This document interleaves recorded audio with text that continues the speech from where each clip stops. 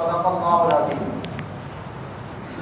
تمام تعریفیں، کبریائی، بڑائی، حمد و ثنا اس رب کائنات کے لیے ہے جو اس کائنات کا تن تنہا خالق و مالک، حاکم و رب اور پروردگار ہے، جس کی رضا میں ہمارے لیے کامیابی ہے اور جس کے غم غصے میں ہمارے لیے بڑی ناکامی ہے۔ بے پناہ درود و سلام اللہ کے نبی حضرت محمد مصطفیٰ صلی اللہ علیہ وسلم پر اور اللہ تعالی کی رضا اور اس کی خوشی شامل حال ہو اللہ کے نبی حضرت محمد مصطفیٰ صلی اللہ علیہ وسلم کے ان صحابہ کرام پر، ساتھیوں پر، جن کی کوششوں محنتوں کے نتیجے میں یہ دین اسلام، اس کی تعلیمات ہمارے اور آپ تک پہنچی، اور آج ہم اور آپ اللہ تعالیٰ کا شکر بھی ادا کرتے ہیں اور فخر بھی کرتے ہیں کہ ہم اور آپ مسلمان ہیں۔ معزز سامعین کرام، گزشتہ کئی ہفتوں سے یا ادھر کچھ دنوں سے گاؤں محلے کے ذمہ داران کی طرف سے ایک اچھی پہل کئی مقامات پر دیکھنے کو ملی کہ اپنے یہاں اصلاح کا کام اس طریقے سے کیا جائے، نوجوانوں کی اصلاح کا، سماج کے لوگوں کی اصلاح کا، ان کو مساجد سے اس طریقے سے جوڑا جائے، ان کی تربیت اس طریقے سے کی جائے اور سماج کے ماحول کو اس طریقے سے بنایا جائے کہ وہ ایک مثالی بستی بن سکے یا مثال ہو سکے، جسے ہم اور آپ اپنی اصطلاح میں یہ کہیں کہ ایسا سماج اور معاشرہ جو اسلامی سماج اور معاشرہ ہو، اور وہی اسلامی سماج اور معاشرہ ہی مثالی سماج اور معاشرہ ہو سکتا ہے۔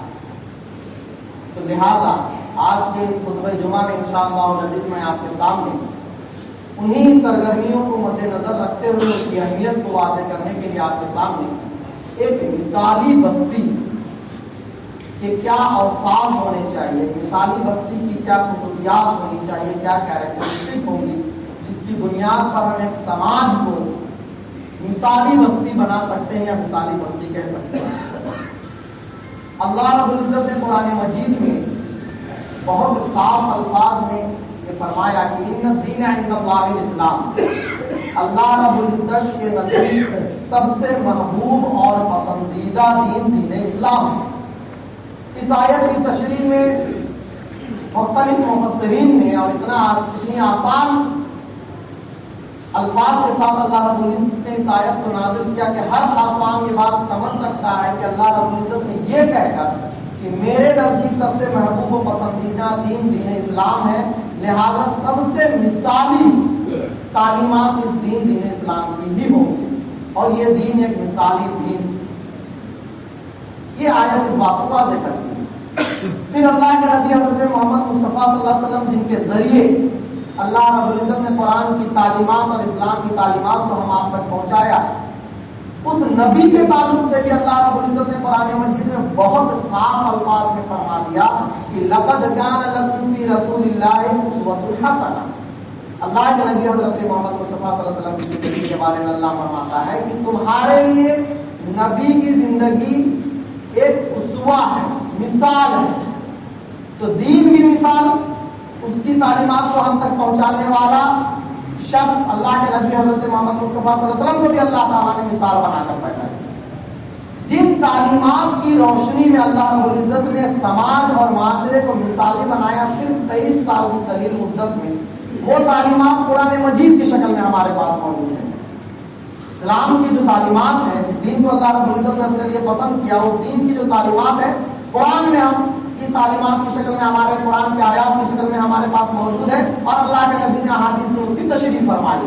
اس قرآن مجید کو بھی اللہ رب العزت نے مثال بنا کر فرمایا، بھیجا، کہا کہ ذالک الکتاب لا ریب فیہ، یہ وہ کتاب ہے جس میں ذرہ برابر بھی شک نہیں، مثالی کتاب ہے، ھدی للمتقین، اور اسی میں ہدایت۔ مختلف آیات کے ذریعے اللہ تعالیٰ نے قرآن میں فرمایا اور کہا کہ یا ایھا الناس قد جاءکم برہان من ربکم، اللہ تعالیٰ نے اپنی طرف سے تمہارے پاس برہان، دلیل، مثال بھیج دیا۔ پھر فرمایا کہ انھا ھذا القرآن یہدی للتی ہی اقوم، یہ وہی قرآن ہے جو لوگوں کو سیدھے راستے کی طرف ہدایت دیتا ہے، یعنی مثالی قرآن ہے۔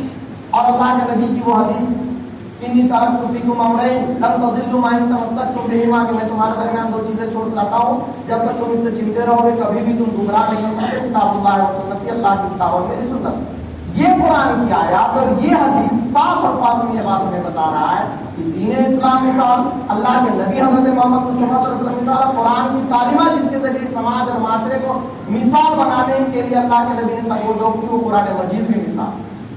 اس کے بعد پھر دین کو اللہ کے نبی کی پیروی کے ساتھ اور قرآن کی تعلیمات کی روشنی میں جن لوگوں نے سماج اور معاشرے کے لیے کوشش کی، جن لوگوں نے ان کو اپنایا اور بہت کم مدت میں سماج کے سامنے ایک مثالی سماج بنا کر پیش کیا، وہ صحابہ کرام تھے، اللہ کے نبی حضرت محمد صلی اللہ علیہ وسلم کے کام کرنے والے، ان کے ساتھ کام کرنے والے، ان کے ساتھی۔ ان صحابہ کرام کے بارے میں بھی اللہ کے نبی نے بہت صاف الفاظ میں فرمایا کہ اصحابی کا نجوم، میرے ساتھی میرے صحابہ جو ہے وہ ستاروں کے مانند ہیں۔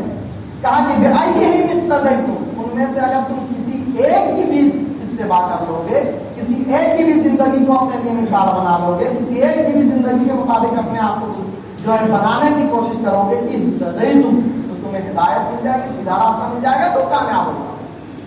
دین اسلام مثال، اللہ کے نبی حضرت محمد مصطفیٰ صلی اللہ علیہ وسلم کی زندگی مثال، قرآن مجید کی تعلیمات مثال، اور اس پر چلنے والے صحابہ کرام کو بھی اللہ کے نبی نے مثال بنا کر پیش کر دیا۔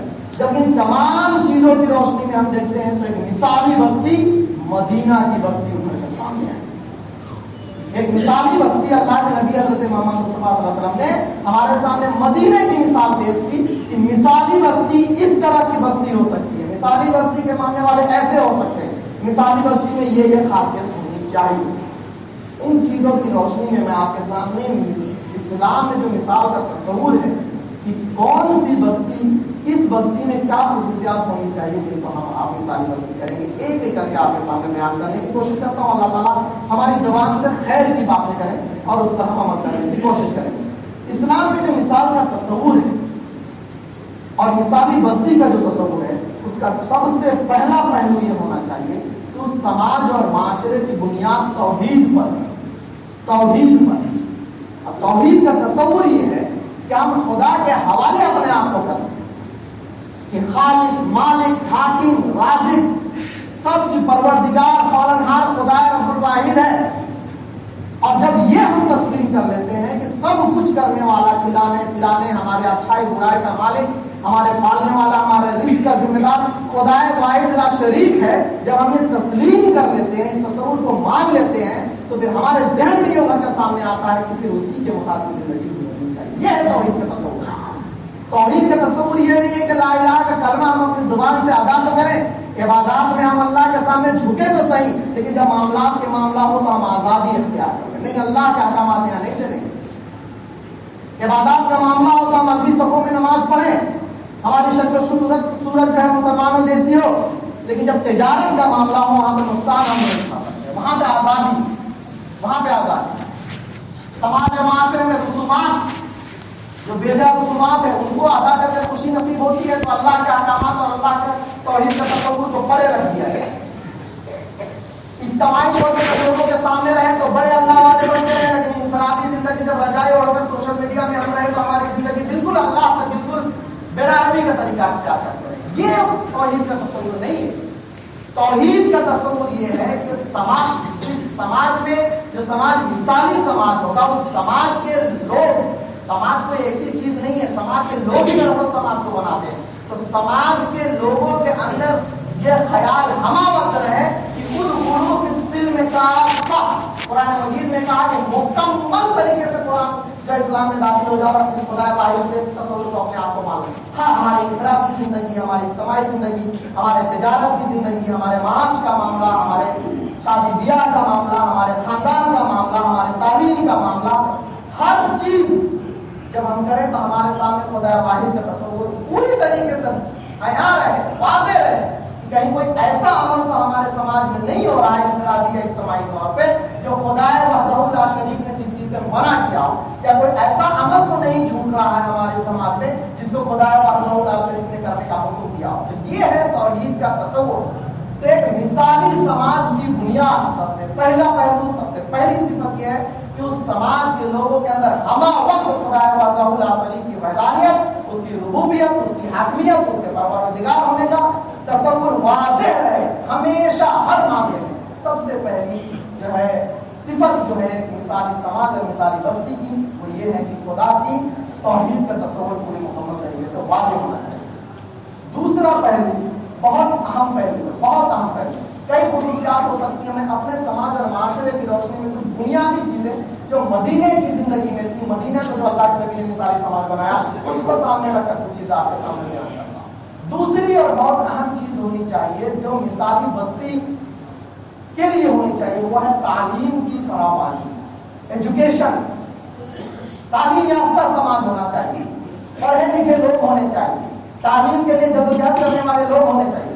صرف لڑکوں کے لیے نہیں، اگر لڑکیوں کے لیے تعلیم کا انتظام نہیں ہے تو اس کے لیے بھی لوگ کوشش کرنے والے ہوں۔ سطحی قسم کا صرف نالج حاصل نہیں ہو بلکہ اعلیٰ درجے کا تعلیم کا انتظام وہاں پہ ہو، ایسا سماج ہو تو وہ سماج مثالی بستی یا مثالی سماج ہو۔ اللہ کے نبی حضرت محمد مصطفیٰ صلی اللہ علیہ وسلم نے جو حق و باطل کا سب سے پہلا مارکا جنگ بدر کی تعلیم کی اہمیت کو میں واضح کر رہا ہوں آپ کے سامنے۔ جنگ بدر کا جب واقعہ ہوا، جنگ بدر میں جب فتح نصیب ہوئی تو جو پکڑے گئے قیدی تھے جنہوں نے اللہ کے سامنے جنگ کیا تھا، اللہ کے نبی کے سامنے جنگ کیا تھا، باطل طاقتوں نے حق کو ختم کرنے کی کوشش کی تھی، جب ان کو پکڑ کر مدینہ لایا گیا تو ایسے رشتے دار تھے، کسی کا داماد سامنے ہے، کسی کا چچا سامنے ہے، کسی کا بھائی سامنے ہے، مومن مدینے میں سامنے سے اس کا بھائی اس کو قتل کرنے کے لیے آیا ہے۔ تمام اس میں مشورے لیے گئے، فیصلے لیے گئے کہ ان کو کیسے چھوڑا جائے۔ حضرت عمر کا مشورہ ہے کہ ان کو قتل کرنے، کیونکہ یہ حق کے سامنے، اللہ کے سامنے جنگ کے لیے اٹھے تھے، نبی کے سامنے جنگ کے لیے اٹھے تھے، ان کو قتل کیا جائے۔ اب قرآن نے بعد میں ان کے مشورے کی حمایت بھی کی، لیکن وہاں کی اجتماعیت میں یہ مشورہ آیا اور یہ بات کہی گئی کہ فدیہ دے کر اس وقت کے جنگ بدر کے پکڑے گئے قیدیوں کو چھوڑ دیا جائے۔ تو جن کے پاس اگر پیسہ نہیں ہے اپنے آپ کو فدیہ دے کر چھڑانے کا، تو اللہ کے نبی حضرت محمد مصطفیٰ صلی اللہ علیہ وسلم کا یہ اعلان اس وقت کے سماج کو تعلیم یافتہ بنانے کی اہمیت کو سمجھنے کے لیے کافی ہے کہ اللہ کے نبی نے کہا کہ اگر کوئی کافر، یاد رکھیے کہ سامنے کافر ہے، وہ کافر اگر اتنا تعلیم یافتہ ہے کہ اس کے پاس علم ہے، نالج ہے، ایجوکیشن ہے، صلاحیت ہے، تو وہ 10 مسلم بچوں کو اپنا پورا علم سکھا دے، پڑھا دے، ان کو نالجبل بنا دے، ان کو تعلیم یافتہ بنا دے اور وہ کافر آزاد ہو جائے۔ آپ جنگ بدر کو سامنے رکھیے اور ان کے لیے فدیہ اور آزادی کے لیے اللہ کے نبی نے علم کو چنا کہ وہ سماج تھا۔ اللہ کے نبی نے علم کو اتنی اہمیت دی۔ اور وہی نہیں، ہم اور آپ اس آیت کو کیسے بھول سکتے ہیں کہ اللہ رب العزت نے جب انسانیت کی ہدایت کا جو ہے کی ذمہ داری لی اور اللہ کے نبی کو جب ذمہ داری کی ہے، سماج معاشرہ بالکل بگڑا ہوا ہے، ان کو بہتر بنانا ہے، تو سب سے پہلی آیت جو قرآن مجید کی نازل ہوئی وہ یہی تو ہے کہ اقرأ بسم ربک الذی خلق، پڑھو، تعلیم حاصل کرو۔ آپ اندازہ لگائیے کہ پوری دنیا پھیلا ہوا ہے، جاہلیت کا اندھیرا کا بول بالا ہے، اور اللہ رب العزت اس دنیا کو، اس سماج اور معاشرے کو بدلنے کے لیے جو ہدایت بھیج رہا ہے، اس ہدایت کی پہلی آیت اقرا ہے، پہلا لفظ اقرا ہے۔ تعلیم کی اہمیت وہاں سے ہوتی ہے۔ ایک بہت مشہور شعر ہے، لوگ بیان کرتے ہیں کہ حیرت ہے کہ تعلیم و ترقی میں ہے پیچھے جس قوم کا آغاز ہی اقرا سے ہوا ہے۔ ہم وہ قوم ہیں جس کی آغاز، جس کی بنیاد تعلیم پر ہے، لیکن ہم آج اپنے سماج اور معاشرے کا اگر انتظام کرتے ہیں تو ہم اپنے آپ کو تعلیمی میدان میں کہاں پاتے ہیں۔ کتنے ڈراپ آؤٹس ہیں، میٹرک کے بعد تعلیم چھوڑ چکے ہیں، 8ویں کے بعد تعلیم چھوڑ چکے ہیں، 5ویں کے بعد تعلیم چھوڑ چکے ہیں، تعلیم کی اہمیت ہی نہیں۔ ہم نے ایک بار سروے کیا تھا، ممتاز صاحب یہاں بیٹھے ہوئے، ایک لمبی سروے ہوئی تھی، ہم لوگوں کو پی جی یعنی پوسٹ گریجویٹ تک کے اسٹوڈنٹ صحیح سے نہیں مل رہے تھے، پی ایچ ڈی کے تو یہاں ہے ہی نہیں، اعلیٰ تعلیم یافتہ کتنے لوگ ہیں، پڑھی لکھی لڑکیاں جب تلاش کی جاتی ہیں شادی کے لیے تو نہیں ملتی ہے، المیہ ہے ہمارے سماج کا، نہیں ہے پڑھے لکھے لوگ، تعلیم میں ہم بہت پیچھے ہیں۔ کچھ دنوں پہلے ایک رپورٹ آئی تھی، رپورٹ پرانی ہو گئی لیکن آج بھی وہ رپورٹ ویلڈ ہے کہ ہندوستان میں مسلمانوں کی تعلیم کی حالت اتنی خراب ہے کہ وہ دلت اور ہریجن سے بھی پیچھے ہے۔ یہ ایک بہت کڑوی اور تلخ حقیقت ہے۔ ہم اور آپ اگر ایک مثالی سماج بنانا چاہتے ہیں تو ہمیں اپنے سماج کو تعلیم کے اعتبار سے بہتر بنانا ہوگا، نئے بہتر تعلیمی اداروں کا انتخاب کرنا ہوگا، اپنی اولاد کے لیے تعلیم کو انتخاب کرنا ہوگا، بہتر تعلیم کو، اور تعلیم کے لیے کوشش کرنی ہوگی، جدوجہد کرنا ہوگا، اس کا انتظام کرنا ہوگا، اور تعلیم جہاں تعلیم سماج میں ہوگا بہت سارے مسائل اپنے آپ حل ہو جائیں گے۔ تو تعلیم یافتہ سماج اگر نہیں ہے، پڑھے لکھے لوگوں کی تعداد کم ہے، تو وہ سماج مثالی سماج نہیں ہو سکتا، وہ سماج معیاری سماج نہیں ہو سکتا، اور اسلامی سماج بھی نہیں ہو سکتا، وہ سماج بہتر سماج نہیں ہو سکتا۔ یہ ایک احتساب کا پہلو ہے۔ مسلمان جب تک تعلیم کے میدان میں آگے تھے، جب تک پڑھے لکھے تھے، تعلیم یافتہ تھے، وہ مثال تھے، اور آج بھی پڑھے لکھے مسلمانوں کی تعلیم ان کی جو ہے مثالیں دی جاتی ہیں، چاہے وہ کسی بھی فیلڈ میں ہو۔ مسلمان بہت آگے تھے تعلیم یافتہ تعلیم میں۔ اسپین کی لائبریری کو جلایا گیا تھا تو ہفتوں تک اس کی آگ لگی تھی ان کتابوں۔ تعلیم کے میدان میں بہت مسلمان آگے تھے، اور جب تک وہ آگے تھے ان کا سماج انڈیویجولی مسلمان مثال بن کر تھے۔ تو آج بھی اگر ہمیں بہتر اور مثالی سماج کا کی بنیاد ڈالنا چاہتے ہیں، اس کا نو نرمان کرنا چاہتے ہیں، ریکنسٹرکشن آف دا سوسائٹی کرنا چاہتے ہیں، تو سماج اور معاشرے کو تعلیمی میدان میں ہم کو آگے لانا ہوگا۔ جس سماج اور معاشرے کے لوگ تعلیم کے اعتبار سے پیچھے ہو، وہ سماج اور معاشرہ مثالی سماج اور معاشرہ کو نہیں بن سکتا ہے۔ تو دوسری چیز، تیسرا ایک بہت اہم پہلو جو ایک مثالی سماج، ایک بہتر سماج بنانے کے لیے بہت ضروری ہے، وہ یہ ہے کہ مثالی سماج اور معاشرہ ہم اس سماج اور معاشرے کو کہیں گے جس میں اختلافات کا ریشیو بہت کم ہو، نہ کے برابر اختلافات نہیں ہو۔ جہاں اختلافات نہیں ہو، قرآن مجید کی آیتیں چیخ کر کہہ رہی ہے وَاعْتَصِمُوا بِحَبْلِ اللَّهِ جَمِيعًا وَلَا تَفَرَّقُوا، اللہ کی رسی کو مضبوطی سے پکڑ لو اور تفرقے میں مت رہو، اختلاف میں مت رہو، آپس میں بٹو نہیں۔ اختلافات جس سماج اور معاشرے میں ہوگا وہ سماج مثالی سماج نہیں بن سکتا۔ جب ہم اختلافات کی بات کرتے ہیں تو احادیث میں اللہ کے نبی نے اتنی سخت باتیں کہی ہیں۔ اللہ کے نبی نے اس آدمی کی مثال دیتے ہوئے ایک حدیث ہے، اس آدمی کی مثال دیتے ہوئے کہا کہ ایسا آدمی سماج اور معاشرے میں ہو جو سماج اور معاشرہ جب اتحاد اور اتفاق کے ساتھ رہ رہا ہو تو وہاں فتنہ ڈال کر، کھوٹ ڈال کر ان کے درمیان اختلاف پیدا کرنے کی کوشش کرتا ہے، اتحاد کو توڑنے کی کوشش کرتا ہے، کھوٹ ڈالتا ہے، تو حدیث کے جو الفاظ ہیں وہ روک کے کھڑے کر دینے والے ہیں۔ اللہ کے نبی نے فرمایا کہ فَقْتُلْهُ بِالسَّيْفِ كَائِنًا مَنْ كَانَ، فَقْتُلْهُ بِالسَّيْفِ، اس کی گردن مار دو تلوار سے، كَائِنًا مَنْ كَانَ، چاہے وہ کوئی بھی آدمی۔ اندازہ لگائیں، سماج میں اختلاف پیدا کرنے والے شخص کے بارے میں اللہ کے نبی نے کہا کہ فَقْتُلْهُ بِالسَّيْفِ، اس کی گردنیں مار دو تلوار سے، كَائِنًا مَنْ كَانَ، چاہے وہ کوئی بھی ہو۔ محدثین کائناً من کانا کی تفصیل میں لکھتے ہیں کہ اگر وہ قوم کا لیڈر ہو، سماج کا رہبر ہو، سماج کا لیڈر بنایا گیا ہو، اور وہ بھی اگر سماج اور معاشرے میں نا اتفاقی، تفرقے بازی، اختلاف پیدا کر رہا ہے تو اس کی قتل مار۔ الفتنۃ اشد من القتل، کہا گیا کہ فتنہ جو ہے وہ قتل سے زیادہ گہرا، خطرناک، بھیانک ہے۔ تو وہ سماج اور معاشرہ اس میں چھوٹی چھوٹی باتوں پر اختلاف، چھوٹی چھوٹی، مسجد کا بر بدل دیا تو اختلاف ہو گیا، قالین لگ گئی تو اختلاف ہو گیا، جہیمات بدل گیا تو اختلاف ہو گیا، علاقے کے اعتبار سے اختلاف ہے، تراویح کے اعتبار سے اختلاف ہے، مسلکی اختلافات نے تو بیڑا غرق کر دیا سماج اور معاشرے کا۔ خدا نہ ان اختلافات سے بچنے کی کوشش کیجیے۔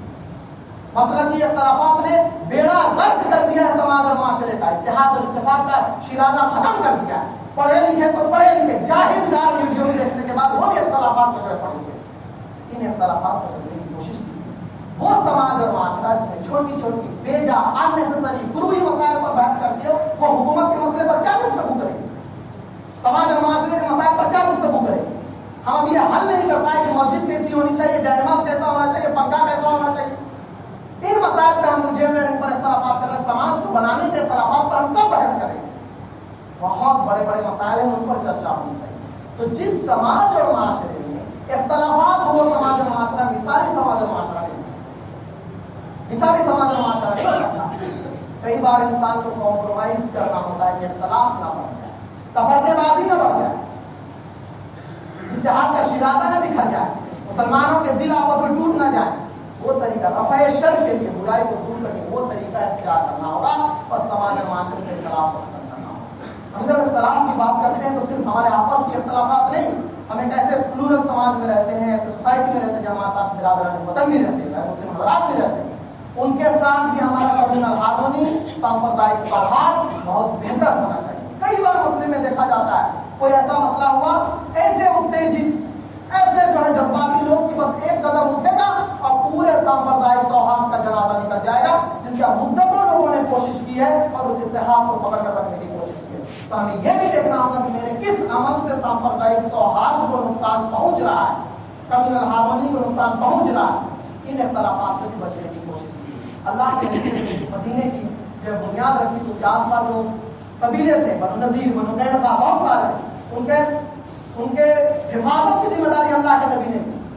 جن لوگوں نے اللہ کے نبی کے چھت کے سامنے آ کر کہا، ان کی حفاظت کی اللہ کے نبی نے، امن کی بات کی، اور وہ متاثر ہوئے. جو سماج اور معاشرے میں اختلافات ہو، وہ سماج اور معاشرہ، مثالی سماج اور معاشرہ بالکل نہیں بن سکتا ہے. تیسری چیز، چوتھی بات جسے ہم ایک مثالی سماج اور معاشرہ کہیں گے، جہاں عدل و انصاف کا قیام، عدل انصاف کا بول بالا ہو، جہاں پہ فیصلے انصاف کی بنیاد پر، قرآن حدیث کی روشنی میں، حق کی بنیاد پر، جہاں پر ظالم کو ظلم کی سزا ملے، مظلوم کو اس کا حق دلایا جائے. یہ ہونا چاہیے ایسا سماج جہاں حق بولنے والے لوگ ہوں. اگر سماج اور معاشرے میں کوئی خرابی، کوئی دقت، کوئی پریشانی ہو رہی تو حق بولنے والے لوگ ہیں. آج جس کو مارا جا رہا ہے وہی بیچارہ اپنی آواز اٹھا رہا ہے، اور سماج اور معاشرے کا ایک بڑا طبقہ ہے خودغرض بن کے چپ چاپ بیٹھا ہوا ہے. اس کی تکلیفیں، اس کی دقتیں، اس کی پریشانی دیکھنے کے باوجود حق بولنے کی طاقت اس کے اندر نہیں. تو ایسا سماج و معاشرہ خود غرضوں کی جس میں بڑی تعداد ہو، جو مسائل میں الجھنا نہیں چاہتے ہو، جو حق بات بول کر دوسروں کو تکلیف نہ دینا چاہتے ہو، وہ سماج اور معاشرہ کبھی بھی مثالی سماج اور معاشرہ نہیں بن سکتا. حق بولنے کا جن کے اندر گٹس پیدا ہو، دنیا کو تکلیف دے کر خدا کو راضی کرنے کا جن کے اندر ہمت پیدا ہو جائے، وہی سماج اور معاشرہ مثالی سماج اور معاشرہ بن سکتا ہے. بہت بار انصاف تک لوگ صرف اس بنیاد پر نہیں پہنچ سکتے ہیں کہ ایک انسان جاننے کے باوجود حق کی بات نہیں کرتا ہے، حق کی گفتگو نہیں کرتا، حق کی گواہی نہیں دیتا ہے، جس کی بنیاد پر انصاف تک لوگ نہیں پہنچ پاتے. عدل کا قیام نہیں ہو سکتا ہے، انصاف کا قیام نہیں. تو ایسا سماج اور معاشرہ جس میں عدل کا قیام نہ ہو، انصاف نہ ہوتا ہو، حق بولنے والے لوگ نہ ہو، ایسا سماج اور معاشرہ، مثالی سماج اور معاشرہ جو ہے بالکل نہیں بن سکتا.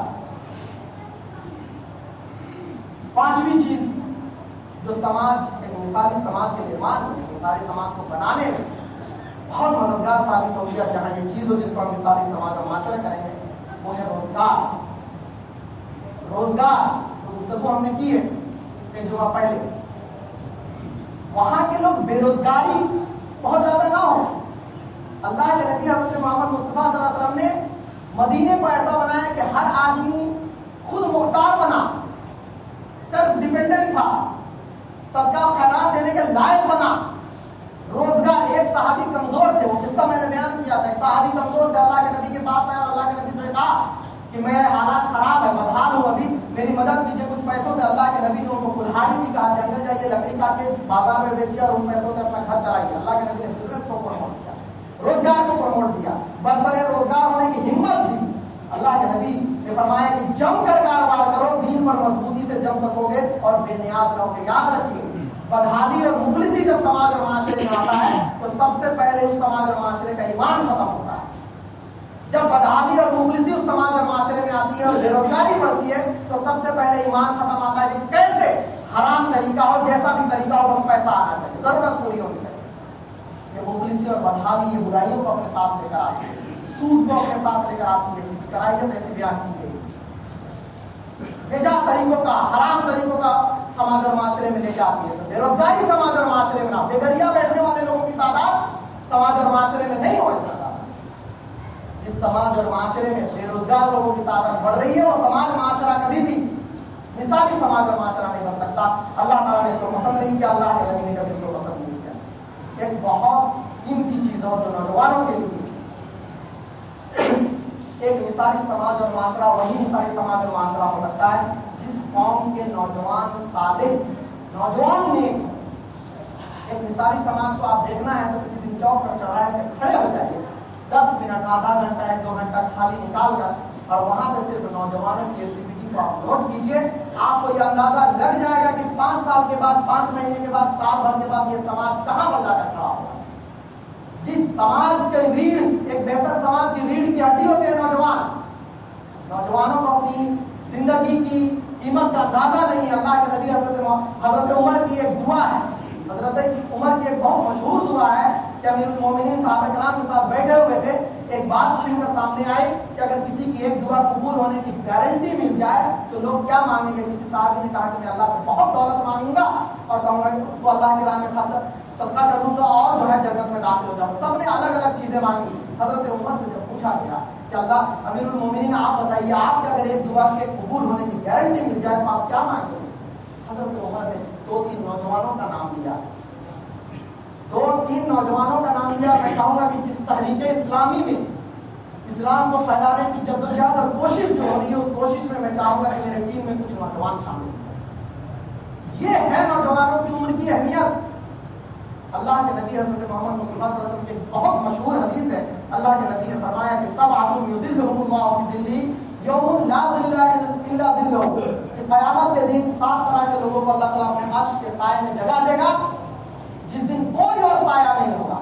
سورج بالکل سر پہ ہوگا، 7 طرح کے لوگوں کو دے گا جس میں جو ہے اللہ تعالیٰ جگہ دے گا، جس میں ایک اس نوجوان کے بارے میں فرمایا کہ شاب نشا فی عبادت اللہ، ایسا نوجوان جسے اپنے نوجوانی کی عمر اللہ کی عبادت میں گزاری. اس نوجوان کو اندازہ لگائیے، اس نوجوان کو اللہ تعالیٰ اپنے عرش کے سائے میں جگہ دے. یہ ہے نوجوانوں کی عمر کی اہمیت. صلاح الدین ایوبی کا ایک تاریخی قول کئی جگہوں پہ لکھا ہوا آپ کو ملے گا. انہوں نے کہا کہ کسی سماج اور معاشرے سے، کسی قوم سے، کسی ملک سے اگر بغیر جنگ کیے، بغیر خونریزی کیے، بغیر خون بہائے آپ کو اگر جنگ جیتنی ہے تو وہاں کے نوجوانوں میں فحاشی، عریانیت، برائی پھیلا دیجیے. اس قوم سے آپ بغیر جنگ لڑے جنگ جیت جائیں گے. یہ ہے نوجوانوں کو ان کی اہمیت. اور سماج اور معاشرے کے لیے نوجوان یہ اہمیت رکھتے ہیں. جس سماج اور معاشرے کا نوجوان کریم ہے، وہ کریم برید کی ہڈی، وہ اگر خراب ہے تو وہ سماج اور معاشرہ بالکل مثالی سماج اور معاشرہ نہیں ہو سکتا، بن ہی نہیں سکتا. سماج اور معاشرے کے جب نوجوان کہتے ہیں تو نوجوان لڑکے، نوجوان لڑکیاں، نوجوان لڑکے جب سماج اور معاشرے کے صالح ہوتے ہیں، بہتر ہوتے ہیں، تو وہ سماج اور معاشرہ نیک اور بہتر سماج اور معاشرہ ہوتا ہے. باقی بہت سارے پوائنٹس ہیں. ایک اور صفت میں بیان کر کے اپنی گفتگو کو ختم کروں گا. بہت قیمتی اور بہت اہم صفت ہے جو ایک سماج کو مثالی بنانے کے لیے بہت کافی ہے کہ سماج اور معاشرہ اس وقت مثالی بنے گا جس سماج اور معاشرے میں اصلاح کرنے والے لوگ ہوں. اصلاح کرنے والے لوگوں کی تعداد ہوگی. یاد رکھیے، ڈاکٹر اسرار احمد نے ایک جگہ اپنی گفتگو میں فرمایا ہے، انہوں نے کہا کہ سماج اور معاشرہ اس وقت برا نہیں ہوتا ہے جب سماج اور معاشرے میں برے لوگوں کی تعداد بڑھ جاتی ہے. سماج اور معاشرہ اس وقت برا ہوتا ہے جب اچھے لوگ پیچھے ہٹ جاتے ہیں، اچھے لوگ اپنی ذمہ داری ادا نہیں کرتے، اچھے لوگ اصلاح کا کام نہیں کرتے. ہم اور آپ مثالی امت ہیں. قرآن میں اللہ تعالیٰ نے کہا کہ تم خیر امت، تم بہترین امت ہو، مثالی امت ہو. ہم مثالی امت کیوں ہیں؟ تأمرون بالمعروف وتنہون عن المنکر، تم بھلائی کا حکم دیتے ہو، برائی سے روکتے ہو. یہی کام تو ہے اصلاح، یہی سماج اور معاشرے کو بہتر بنانا ہے. ہم مثالی امت کے لوگ ہیں.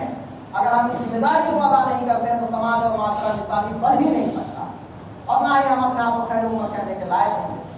اللہ تعالیٰ نے کہا کہ اللہ تعالیٰ کسی بھی بستی میں اس وقت تک عذاب، اس وقت تک اپنے غصے کا اظہار نہیں کرتا جب تک وہاں پہ اصلاح کرنے والے لوگ موجود ہوتے ہیں.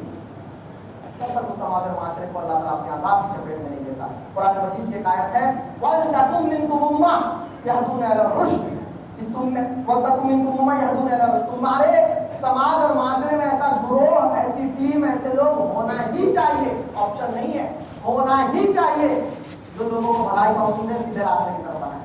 تو وہ سماج اور معاشرہ جس میں ایسے خود غرض لوگ ہوں جو مسجد اپنے گھر سے نکلتے ہو اپنے دامن کو سمیٹ کر اور مسجد میں نماز ادا کرتے ہیں اور پھر دامن کو سمیٹ کر اپنے گھر چلے جاتے ہوں، تو ایسا سماج اور معاشرہ بہتر نہیں ہو سکتا. اور ہم نے ایک مس انڈرسٹینڈنگ، غلط فہمی، ایک متھ اپنے دماغ میں پال رکھا ہے کہ سماج کے یہ بڑے اچھے لوگ ہیں، کسی معاملے میں نہیں پڑتے ہیں. یاد رکھیے، مومن ایسا خود غرض نہیں ہو سکتا جو گھر سے نکلے، نماز پڑھے، چلے جائے اور سماج اور معاشرے کی برائیوں پر، دقتوں پر، پریشانیوں پر، خرابیوں پر اس کی نظر نہ جائے. وہ سماج اور معاشرہ بہتر نہیں ہو سکتا. اللہ کے نبی حضرت محمد مصطفیٰ صلی اللہ علیہ وسلم کی ایک حدیث ہے کہ من رأى منکم منکرا، تم میں کا کوئی شخص اگر سماج میں کوئی خرابی، کوئی دقت، کوئی پریشانی، کوئی نا اتفاقی دیکھے تو کہا کہ اللہ تعالیٰ فلیغیرہ بیدہ، اس کو اپنے ہاتھ سے روکنے کی کوشش کرو. ہاتھ ان دا سینس کہ اگر آپ کے پاس پاور ہے، طاقت ہے، آپ عہدے میں ہیں، طاقت سے اس برائی کو روک سکتے ہیں تو روکیے. وَإِن لَمْ يَسْتَطِعْ، اگر اس کی طاقت نہیں رکھتا فَبِلِسَانِهِ، 10 لوگوں کو جمع کیجیے، کہیے سماج میں یہ خراب ہو رہا ہے، برائی ہو رہی ہے، دقت ہو رہا ہے، اس کو دور کرنا چاہیے، اس کے لیے آواز اٹھائیے. فَإِن لَمْ يَسْتَطِعْ، اگر اس کی بھی طاقت نہیں رکھتے فَبِلِسَانِهِ، فبقلبہ تو اپنے دل میں برا جانیے، وذالک اضعف الایمان، لیکن وہ ایمان کا سب سے کمتر درجہ ہے۔ اور ہم اور آپ، ہمارے سماج کا ایک بڑا طبقہ ایسا ہے جو برائی کو صرف دل میں برا جانتا ہے، باوجود اس کے کہ اس کے پاس طاقت تھی، اس کے پاس زبان تھی، سماج کی برائی کو روک سکتا تھا، لیکن ہم کیا سمجھتے ہیں کہ پکڑے میں کیوں پڑنا ہے؟ تو یاد رکھیں قیامت کے دن یہ بھی سوال و جواب ہوگا کہ تمہاری صلاحیت تھی، تمہاری طاقت تھی، تمہاری استطاعت تھی، لیکن تم نے سماج کے خیر کے کاموں میں، برائی کو روکنے کے کام میں تمہارا کوئی تعاون نہیں رہا، تو نماز صرف ادا کرنے کی بنیاد پر نہیں چھوڑ دیے جائیں گے ہمارا۔